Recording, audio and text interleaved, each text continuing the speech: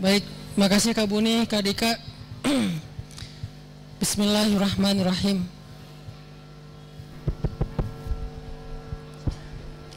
Assalamualaikum warahmatullahi wabarakatuh.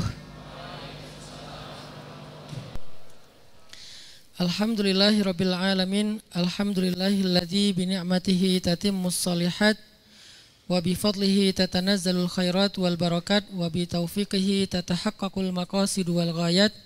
Asyhadu an la ilaha illallah wa asyhadu anna Muhammadan abduhu wa rasuluh. Allahumma shalli wa sallim wa barik ala sayyidina Muhammadin wa ala alihi wa sahbihi ajma'in. Rabbi syrah li sadri wa yassir li amri wahlul 'uqdatan min lisani yafqahu qawli.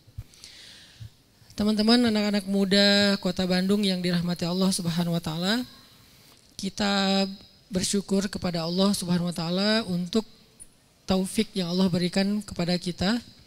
Karena dengan taufik itu Allah mudahkan kita berjalan ke masjid, mudahkan kita duduk di dalam majelis zikir, majelis hikmah insyaallah, mudahkan kita untuk belajar lebih mengenal Allah Subhanahu wa taala.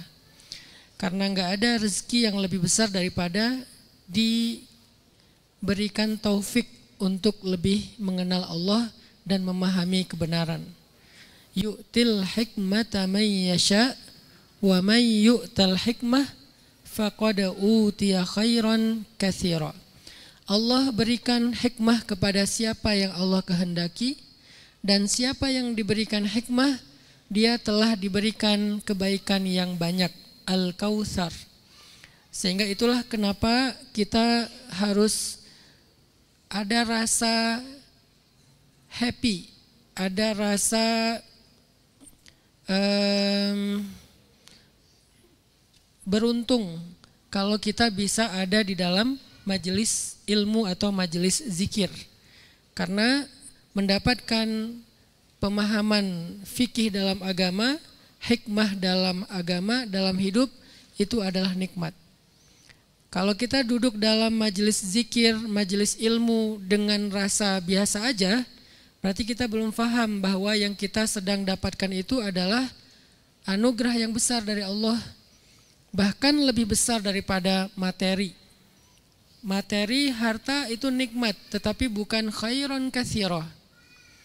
Dia nikmat, dia kebaikan, tetapi bukan kebaikan yang banyak. Kebaikan yang banyak, kebaikan yang besar itu adalah hikmah. Dan kata para ulama, hikmah itu al-isabah fil qawli wal amal. Tepat dalam ucapan, tepat dalam perbuatan.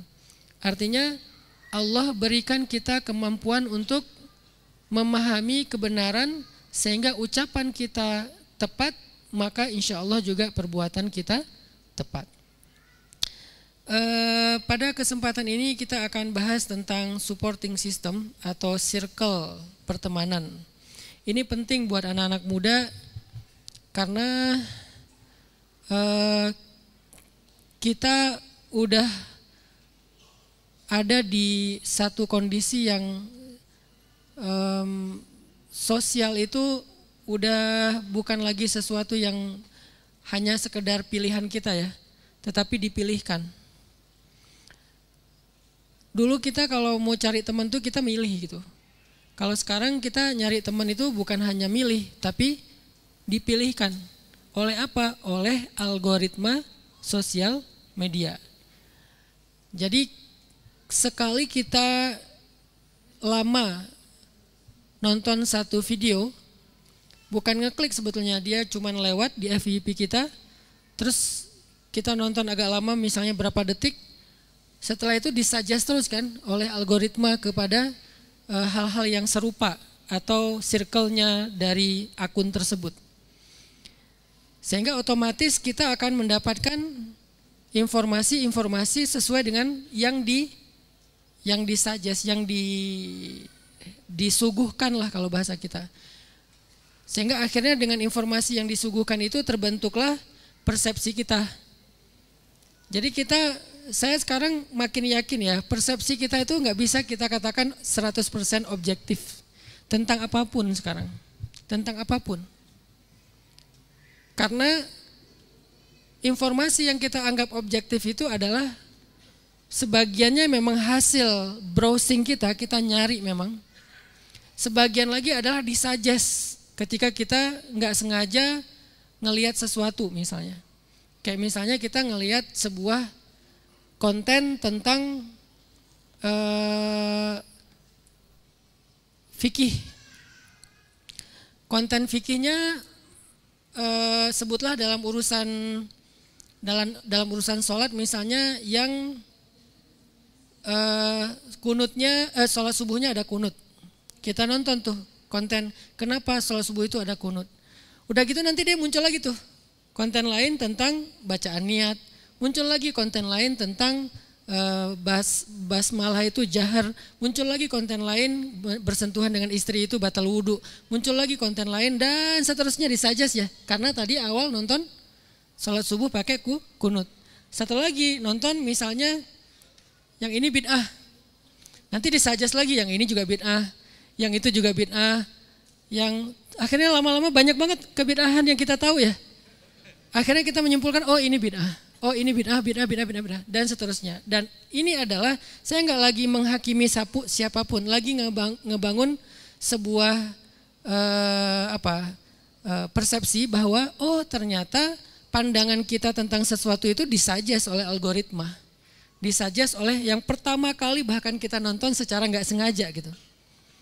Saya misalnya nonton Gus Baha. Itu setelah itu muncul terus akhirnya saya jadi ngefans sama Gus Baha.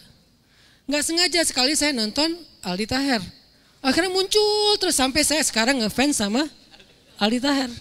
Jadi selain saya ngefans sama Gus Baha, saya juga ngefans sama Aldi Taher. Karena dia disuggest terus Aldi Taher sampai saya tahu lagu terbaru Aldi Taher yang Cinta Terhalang Tembok.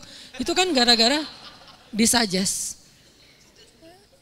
Terakhir misalnya anak saya tuh kan senang ngelihat saya nyembelihan. Akhirnya dia nyari sapi ngamuk. Akhirnya muncul cerita-cerita sapi ngamuk kan yang ada di Idul Adha kemarin dan yang udah lalu-lalu masih diulang lagi. Keluar sapi-sapi, setiap saya buka karena pakai iCloud-nya, iCloud saya walaupun dia pakai tablet tapi iCloud-nya sama. Jadi kalau saya buka YouTube itu yang keluar tuh sapi ngamuk. Sehingga saya banyak dapat akses tentang sapi ngamuk. Teman-teman nonton penyembelihan saya, nanti akan muncul lagi penyembelihan, walaupun banyak yang di blur, banyak yang cuman pas awalnya nggak sampai nyembelih, saya aja yang agak ekstrim nunjukin karena ada niat edukasi. Tapi kan kesuggest kan, maka itulah pertemanan kita hari ini. Algoritma mensuggest kita kepada satu konten, satu nilai, bahkan sebuah circle pertemanan di sosial media. Kita nge-following siapa. Itu kan nanti ada semacam suggest juga di atas ya. Kamu kalau mau follow ini juga karena dia follow ini misalnya. Akhirnya kita kalau nggak follow pun dia muncul lagi lama-lama ya udah kita jadi kayak nge-follow walaupun sebetulnya kita nggak following dia, tapi kita sering dapat informasi dari dia. Nah itu pertemanan hari ini di sosial media dan itu nggak bisa kita abaikan lagi. Itu sedikit banyak mulai mempengaruhi persepsi kita, mempengaruhi selera kita, mempengaruhi behavior kita, perilaku kita dalam keseharian itu dipengaruhi oleh, diawali dengan persepsi kan tentang sesuatu di sosial media. Maka saya merasa bahwa belajar tentang circle, supporting system, pertemanan, ini tuh penting di zaman sekarang. Sehingga walaupun kita nggak akan bahas ilmiah banget, lagi-lagi kita lebih kepada motivasi aja mencari circle yang positif yang bisa jadi support system kita. Tapi ini penting. Jadi kita nge-follow siapa, kita nge-klik konten siapa, itu penting untuk membangun persepsi kita tentang sesuatu. Dan belajarlah kalau misalnya mau objektif menerima informasi, klik versi yang menurut kita kayaknya bukan itu yang kita pengenin gitu kadang-kadang. Kadang-kadang harus kayak gitu. Akhirnya kita, oh enggak gitu ya ternyata ya. Oh ternyata emang sosial media ini angle kamera banget ya. Kalau dilihat dari sebelah sini kayak salah, pas dilihat dari sebelah sini enggak salah. Walaupun emang dilihat dari mana juga salah. Seperti mengatakan, qala Rasulullah sallallahu alaihi wasallam fil Qur'anil Karim. Itu mah dilihat dari mana aja salah kan ya. Karena katanya Rasulullah bersabda di dalam Al-Quran, kan nggak ada Rasulullah bersabda di dalam Al-Quran. Ini dilihat dari angle manapun salah. Tapi ada beberapa